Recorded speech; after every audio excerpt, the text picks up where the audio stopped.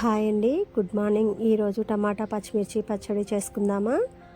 పచ్చిమిర్చి ఒక పావు కేజీ శుభ్రంగా కడిగేసి మజ్జిగ తుంచుకున్నానండి. టమాటా కూడా ఒక పావు కేజీ కట్ చేసుకున్నాను. టమాటాలు వచ్చేసి దూరగా ఉన్నటువంటి టమాటాలండి.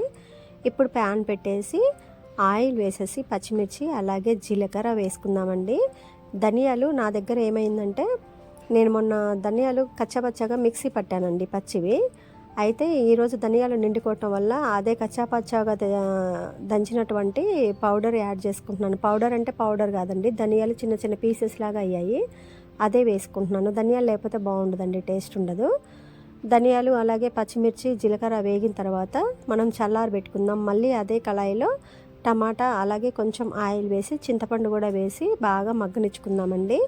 పచ్చిమిర్చి చల్లారిన తర్వాత మనం మిక్సీలో వేసేసుకొని రుచికి సరిపడా సాల్ట్ వేసి ఒక 2 వెల్లిపాయలు వేసేసి కచ్చాపచ్చాగా మిక్సీ ఆడించుకుందామండి. ఈ టమాటా కూడా మగ్గిన తర్వాత చల్లారనిచ్చేసి పచ్చిమిర్చి మనం కచ్చాపచ్చాగా మిక్సీ పట్టుకున్నాం కదండి, తర్వాత టమాటా కూడా వేసి కచ్చాపచ్చాగా మిక్సీ పట్టుకొని సాల్ట్ సరిపోయిందో లేదో చూసుకొని సరిపోతే కొంచెం సాల్ట్ యాడ్ చేసుకుందామండి. అయితే ఇది రోట్లో అయితే ఉల్లిగడ్డ కూడా వేసేసి కచ్చపచ్చగా దంచేదాన్ని, కానీ మనం మిక్సీ కాబట్టి నేను చట్నీ అంతా మిక్సీ పట్టిన తర్వాత పైన అప్లై చేస్తున్నానండి. చాలా అంటే చాలా టేస్టీ రెసిపీ అండి. కోల్డ్కి కఫ్కి బాగా పనికొస్తుందండి. Thanks for watching.